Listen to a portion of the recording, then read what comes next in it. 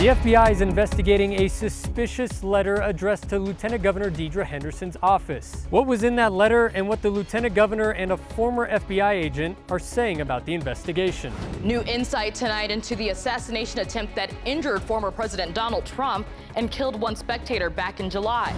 We have beautiful fall weather to start the season, but we also have some thunderstorms out there. We'll take a look at your forecast straight ahead. Students on edge and a campus on alert. But after a man was arrested for stalking at the University of Utah, how do students feel about safety tonight?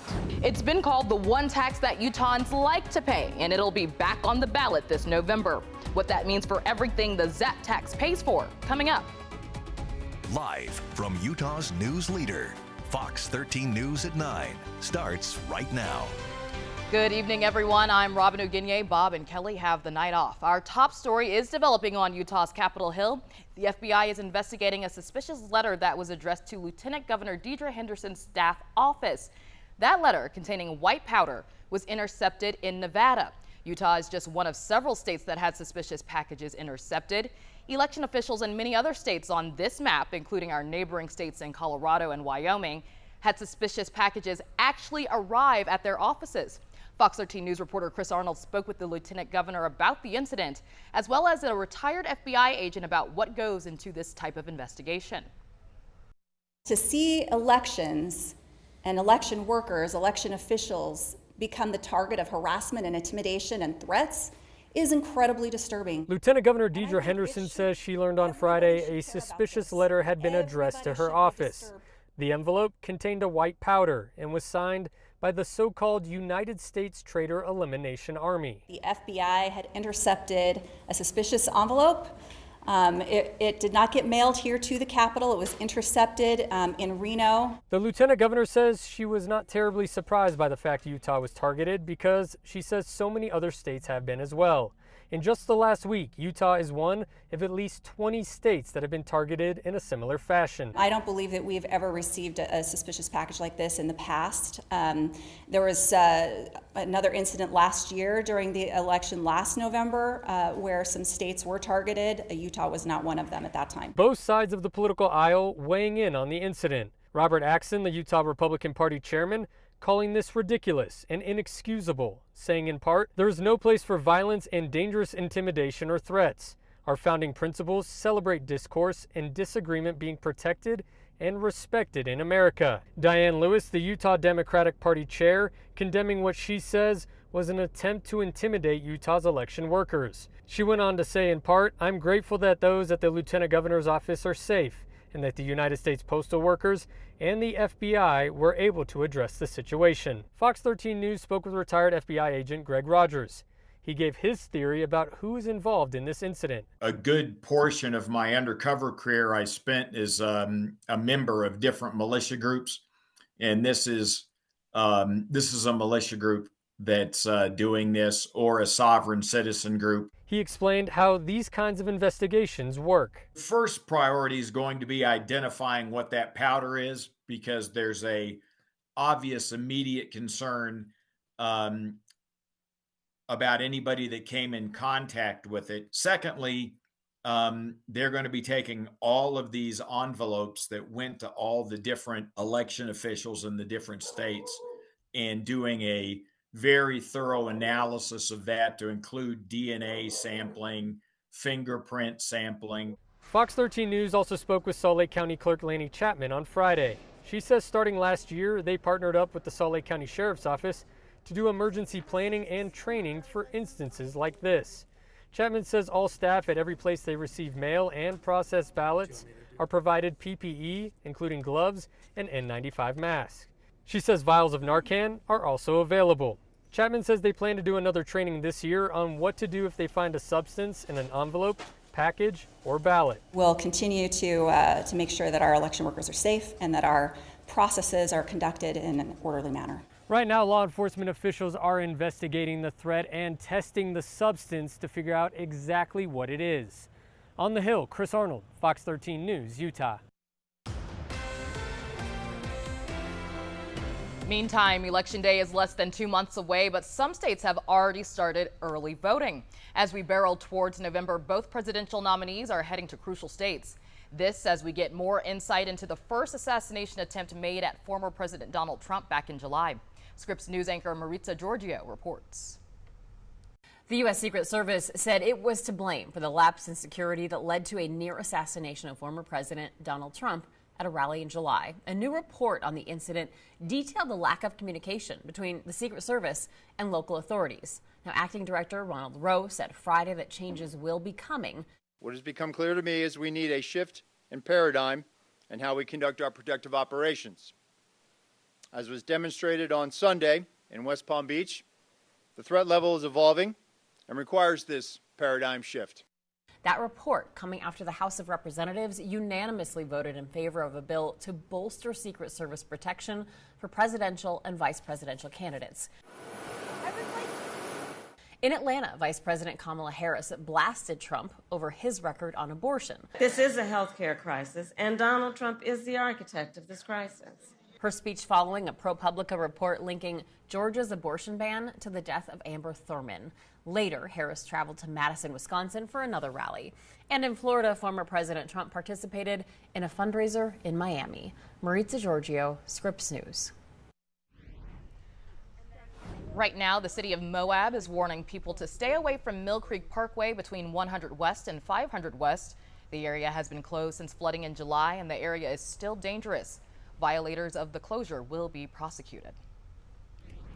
Dina, that flooding down there was pretty bad, but I haven't heard of any rain in the forecast. Well, we have some rain showers now, but not in the Moab area exactly. We do have the scattered showers that are around with this upper level low that's circulating. So we'll really be impacting southern Utah as we go through the next tonight and into tomorrow. So we'll zoom in closer. Just some lighter rain showers now. Some of the energy for this starting to really wind down. We had a little bit of thunder and lightning earlier and even a couple of rainbows spotted. So a few spotty showers and gusty winds. That was what we can expect in southwestern Utah at this time. And then tomorrow afternoon, we'll still have some more showers in southern Utah and even isolated showers in the north. Temperatures are still cooling off, though, in northern Utah under clear skies. It's 60 degrees right now, 64 actually. Feels pretty comfortable. We're in the 60s. It's nice evening. There's those southern Utah storms in our weather headlines, and we do have isolated storms tomorrow, especially in the highest elevations of northern Utah, like in the Uinta Mountains and for the Wasatch Mountains. Fall officially starts, though, on Sunday. Temperatures will be in the 60s tonight,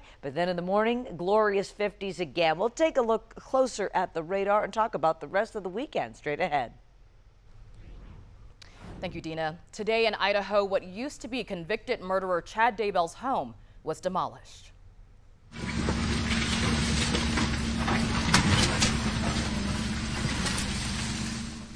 It was in the backyard of his property 4 years ago where the bodies of his wife's children, J.J. Vallow and Tylee Ryan, were buried. According to the East Idaho News, a nonprofit called SJ Healing Crossroads took ownership of the land last month. They want to turn this land into a place of healing. It's very somber. This is very somber land, is how I feel. Chad Daybell is currently on death row in Idaho. As for his wife, Lori Vallow Daybell, she is serving a life sentence behind bars. She's currently in Arizona awaiting a second murder trial. Well, this weekend is the end of an era in Salt Lake City sports. It's the final weekend of the Salt Lake Bees playing ball at Smith's Ballpark. After 30 years, the Bees are moving to the new ballpark in Daybreak next season. But before the final goodbye, Bees play-by-play broadcaster Tony Parks says they are still a few games left to celebrate the Bees' final homestand of the season against the Oklahoma City Dodgers. It feels emotional. You know, I have a deep emotional connection to this place. There's so much deep, rich tradition and history. So to hear people talk about usually their most emotional story, it doesn't involve a home run or a score or an opponent. It involves a family member. I just hope they come out and feel the love that has been here throughout the entire existence of this ballpark. Tickets are still available for the games happening on Saturday night and Sunday afternoon. Just go to Ticketmaster.com or to the box office at Smith's Ballpark. And don't forget, we have a full list of events this weekend on Fox13Now.com. There's a Harvest Moon celebration, Freedom's Light Festival, the Afro Utah Festival, Girls in Aviation Day, and more. Just scan the QR code on your screen or to go to our weekend events page. Coming up, there will be some changes drivers need to know about if you're headed to Utah's Capitol Hill next week. We'll let you know before you go. Plus, we'll introduce you to some brand new snow leopard cubs that you can now see at Utah's Hogle Zoo. And the Utah Hockey Club signing a player to a very long contract on Friday.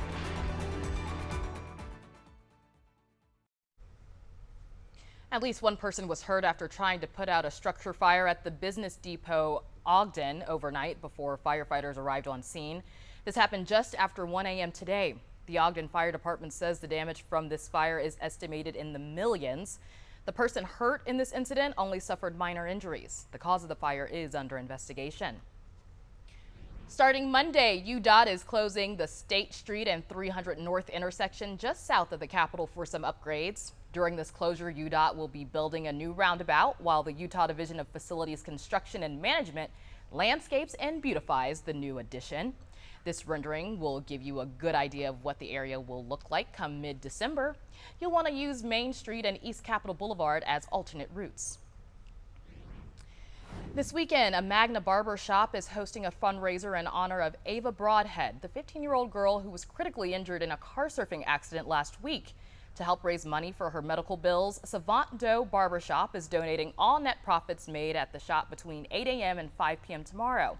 They will also have pink Ava shirts for sale and a donation bucket for those who want to contribute but don't want to get their hair cut. The owner of the barbershop says when he heard Ava's story, he was compelled to do something to help. So I was thinking, why don't we do haircuts for a good cause? Why don't we give back to the community that has our back for the last 4 years in that community? Why not be the one that stands up for somebody to take the initiative? Why not? He says walk-in appointments are accepted and anyone who comes in is encouraged to wear pink. Well, this afternoon we had Michael Smith, the CEO of AmeriCorps, in studio. My 4 o'clock co-anchor Max Roth got to show him the memento he keeps on his desk in the newsroom. This is the only thing that I keep on my desk that is like an award or any kind of thing. It's because I was a VISTA volunteer, Volunteer in Service to America, here in Salt Lake from 1994 to 96. You are the AmeriCorps CEO, and VISTA is a part of AmeriCorps. That's right. So it played a really big role in my life. It's so nice to have you here. Thank you for having me. Thank you for your service. Oh. Always learning new things about Max. Well, about 200,000 Americans work in communities around the United States as AmeriCorps members. They receive a living allowance as they help with everything from housing to the environment to hunger and other poverty-related issues. Along with a stipend, AmeriCorps members also get money for tuition or to pay off student loans when they complete their service. There are about 4,000 AmeriCorps members in Utah, and Smith met many of them during his visit.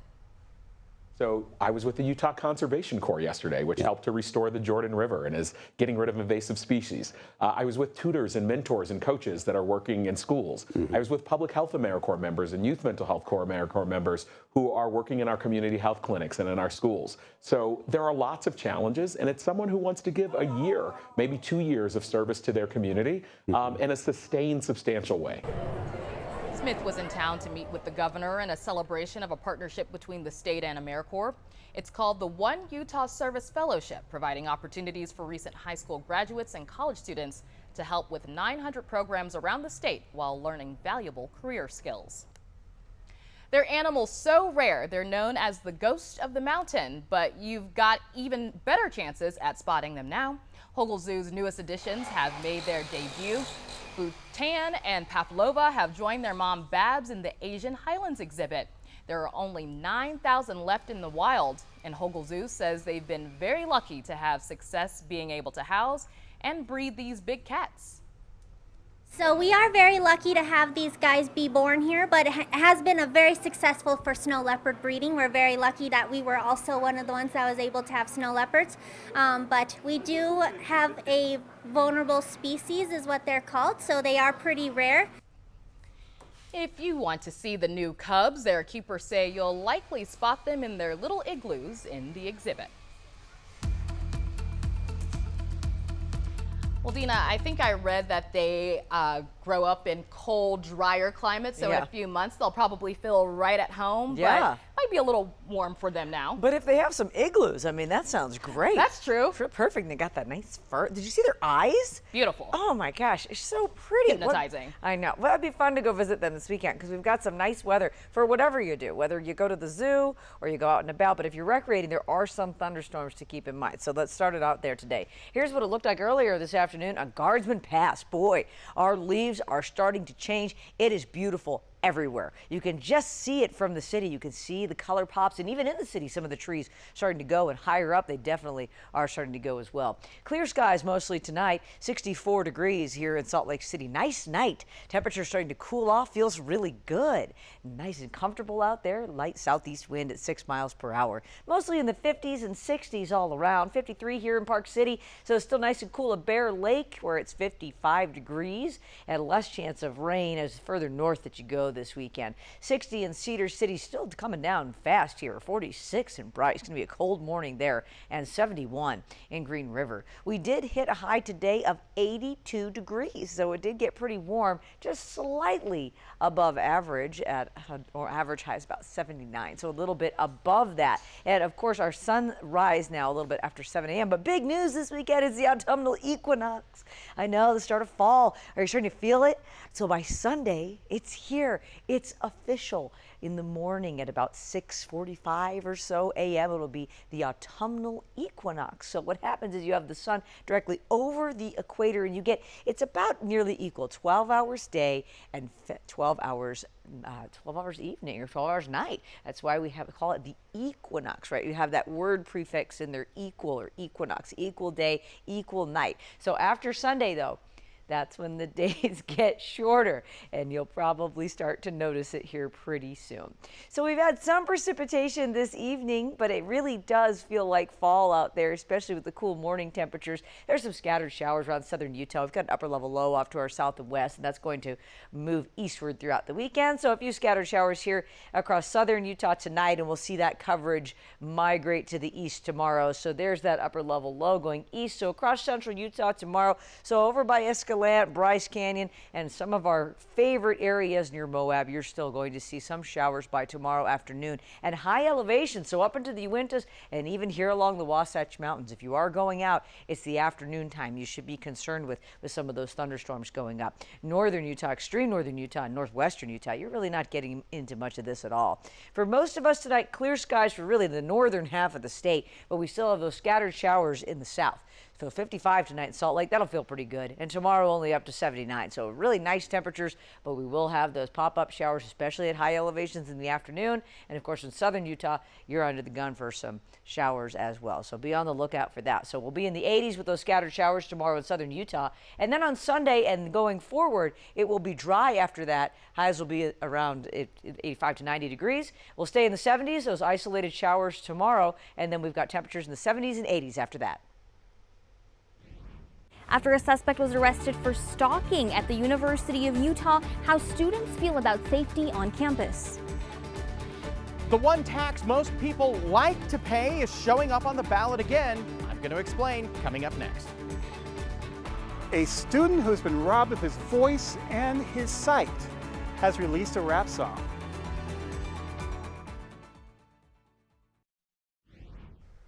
Salt Lake City police have arrested a man they say was stalking a student at the University of Utah. Fox 13 News reporter Maithili Gooby asked the university about their safety practices and protocol. It had never been so close to me, on campus, that could happen to anyone here. So definitely that hit close to home. On Wednesday, students at the University of Utah got a notification letting them know of a person suspected of stalking women on campus. On Friday, he was arrested by Salt Lake City police in downtown and faces stalking and lewdness charges. Unfortunately, just our day and age, there is this kind of behavior that's out there.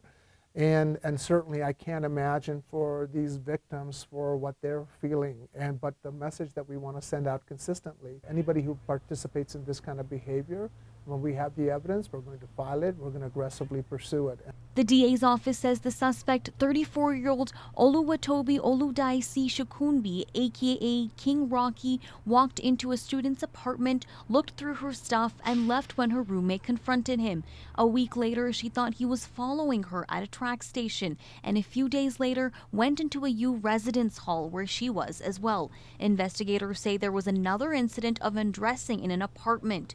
The alert went out Friday that he was arrested and booked to the Salt Lake County Jail. It was a bit creepy, to be honest, just seeing that things like that are common and that we have to be alerted of them daily. I've been speaking to students here at the U who tell me that even though they did get these concerning alerts, they do feel safe here on campus. And if they do find themselves in unsafe situations, they say they know who to call and what they can do.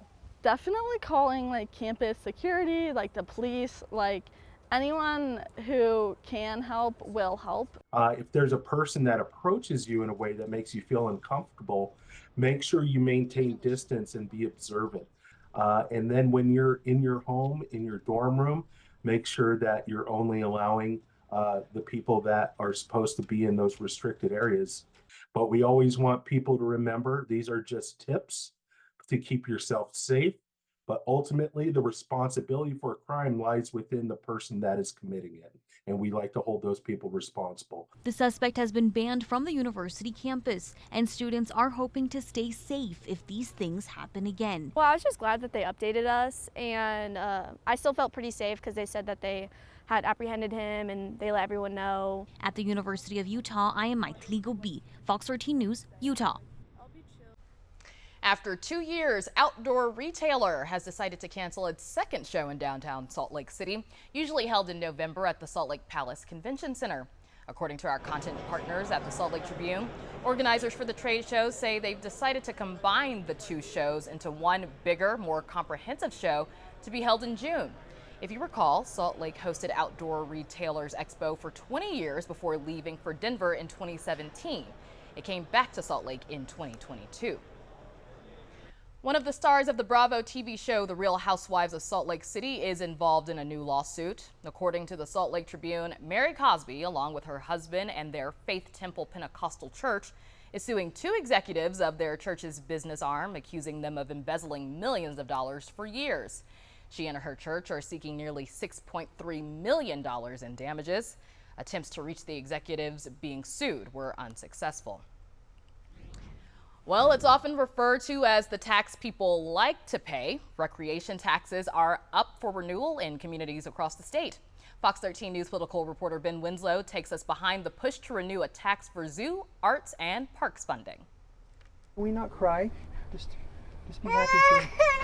I know, I'm sorry, it's tax policy. Brent Uberty likes to take little Scout to parks and other community places. We also love the zoo.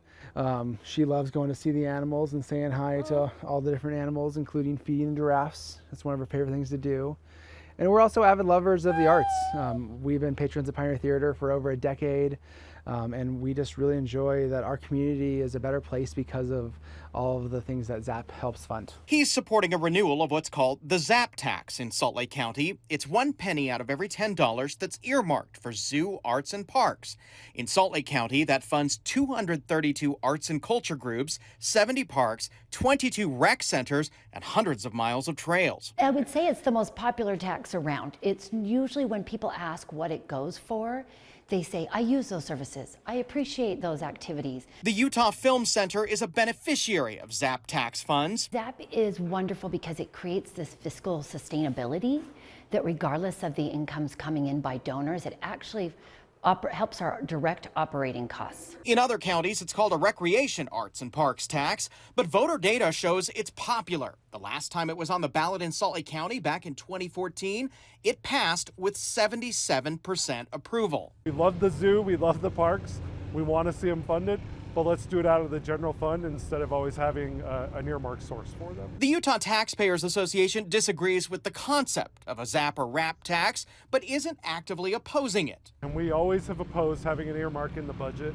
We feel like when you take a source of revenue and you silo it to one thing, it increases the pressure everywhere else for a tax increase to come sooner. The Utah Film Center says voters like these things, and they ask them to keep supporting the ZAP tax. It's such a small percentage that it feels like it's more of a quality of life. Now ballots will start arriving in mailboxes around mid-October.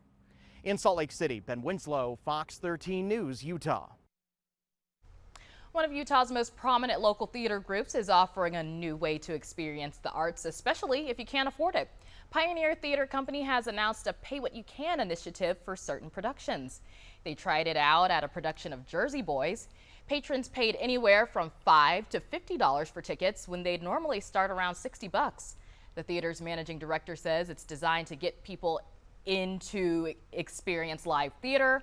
To find out which productions will offer the discounted rates, check out Pioneer Theater Company's website.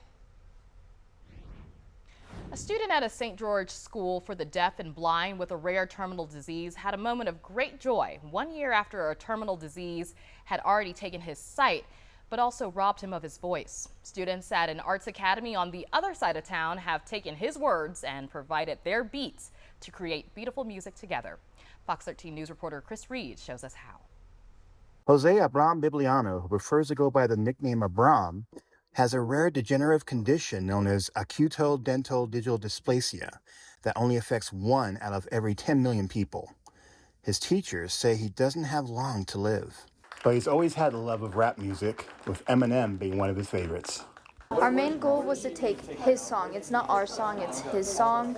And we just wanted to take his lyrics because he can't rap it. We just spoke for him. The St. George campus of the Utah School for the Deaf and Blind, where Abram attends, teamed up with the nearby Utah Arts Academy to take a 40-page binder of lyrics translated from Braille and turn into a rap song. Arts Academy seniors Ann Mercer, Jaden Gold, and Aiden Lamontagne were given a week to turn the lyrics into a rap song. They did it in a day. Jose the Sonic Gamer Boy, that's his name. Every day on the way to fame, rapping about soda, Scooby-Doo, and more. His bars continuously wipe the floor. Abram, who speaks through a special brailer with an LED display and voice, talked it up with his collaborators after his song debut. C. O. Period. That was cool. Cool dog, thanks. He put his hand over his heart at one point. I was like, oh man, that really hit. Abram received a digital copy of his song that his teacher Tammy Noble says is going to be played over and over again. I think his smile is the biggest, most impactful form of communication he can give us. I think he showed his pure joy and pleasure and pride. I think he was able to express himself well without words. From St. George, Chris Reed, Fox 13 News, Utah. Today in Provo, Rocky Mountain University of Health Professions and the United Way of Utah County hosted a health fair. This is all aimed at helping underserved and uninsured individuals and families in Utah County. People could get health checkups, eye exams, hearing tests, and more, all for free. We focus on giving those who are less fortunate and those who want to participate and be part of it. Our purpose, our mission is to improve the communities and give those less fortunate a better chance to live a better life. This was the 3rd year this fair has been put on. In Orem, the Nordic Harvest Market was back for its 2nd year at Orchard Park in University Place. It was all about featuring the culture of the Nordic countries. There were plenty of merchants with cultural goods and food, as well as live performances. And beautiful weather for any festivals going on this weekend. We did have some nice fall conditions today, but there are some scattered thunderstorms out there and isolated storms in the forecast tomorrow. Today's high hit a high of 82. Our average high is 79, and the official start of fall is on Sunday. We'll take another look at weather after this. We're back under the lights for another round of prep football as region play fires up.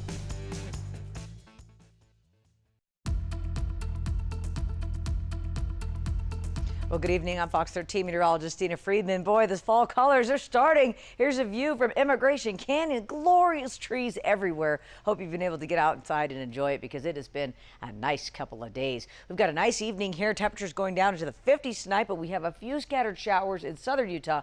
Isolated showers tomorrow afternoon, especially at our highest elevations of northern Utah. Fall officially starts with the equinox on Sunday morning. Can you feel it in the air? It's starting to get a little chilly out there. 64 here in Salt Lake City, and it's 68 degrees in Provo. Around the state, it's a nice, comfortable evening. 70 in Hanksville. We're at 65 in Moab and 74 in St. George. So it definitely feels like fall. The equinox is upon us. It finally is here, and it's starting on Sunday. That's the official start of fall. Can you tell? All the weather people get excited about this stuff.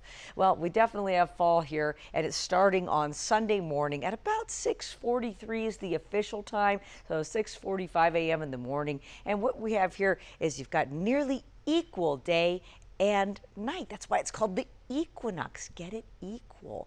So after Sunday, the days will start to get shorter and the nights will get longer, and you'll start to feel it, that's for sure. But either way, the start of fall, it's official on Sunday. That's welcome. And you know what else is welcome? Some rain, because it's been a pretty dry September. We've got an upper level low off to the south and west, so a few scattered showers, especially across southwestern Utah tonight and even across central Utah. All of this will meander to the east tomorrow morning, so we'll start to see those showers go with that upper level low system. See, Futurecast shows us that. We've got a little bit of an increase in clouds, and then that shower coverage increases as it heads off to the east. Highest elevation, so if you're recreating and checking out those fall colors in the Uintas and even in the high Wasatch, especially the southern portion of the Wasatch and down into the central Utah mountains, you could see some afternoon thunderstorms tomorrow, and those will pop up, so be on the lookout for that. So overnight, a few showers across southern Utah, and we're in the 40s and 50s, down to 46 degrees tonight in Cedar City and 50 in Richfield.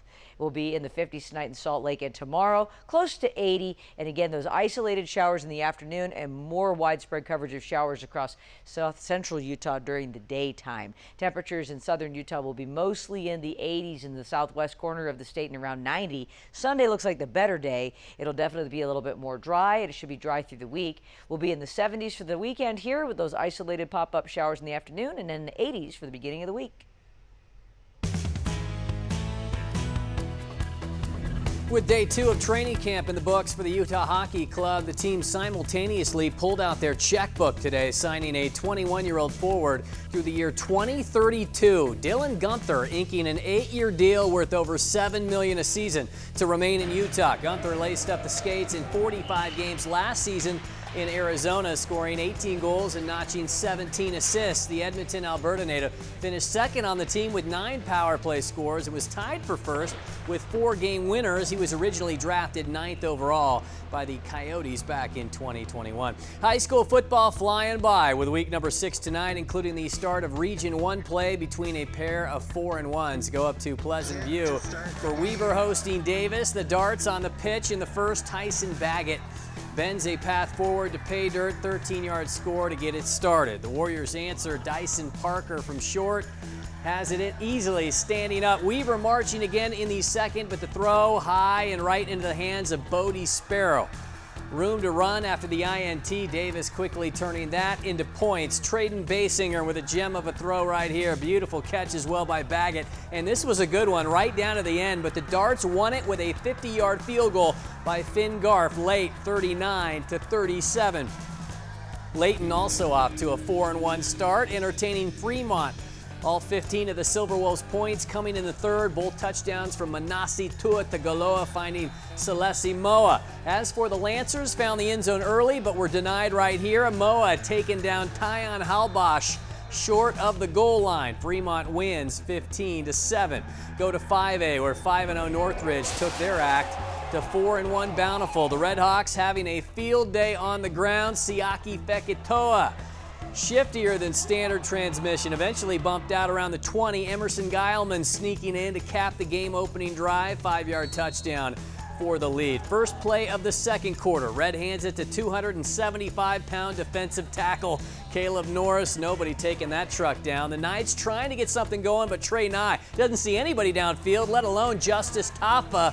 coming in hard for the Sac. Connor Clark later adding a 50-yard punt return as the Red Hawks led 35-0 at the half, and they win it easily, 42-14. And back in Salt Lake, Olympus with East at their place. The Leopards not going much of anywhere tonight, other than maybe backwards. Nate Sheets coming in hard for the Sac. Green with a 14-3 lead into the break before outscoring East 19-0 in the third. Max Rice with Luke Campbell over the middle. The drive capped with this Adam Bywater touchdown catch after the roll. 4 touchdowns for Rice as the Titans sail on homecoming 33-10. Spencer Petras is back under center to start for the Aggies when Utah State visits Temple tomorrow. Petras left Utah State's season opener early against Robert Morris with an ankle sprain, where Bryson Barnes has filled in at quarterback. Meanwhile, it's a game you can see only here, 2 o'clock on Fox 13 tomorrow. One of the top 2 or 3 games all weekend in college football. Number 12 Utah in their Big 12 debut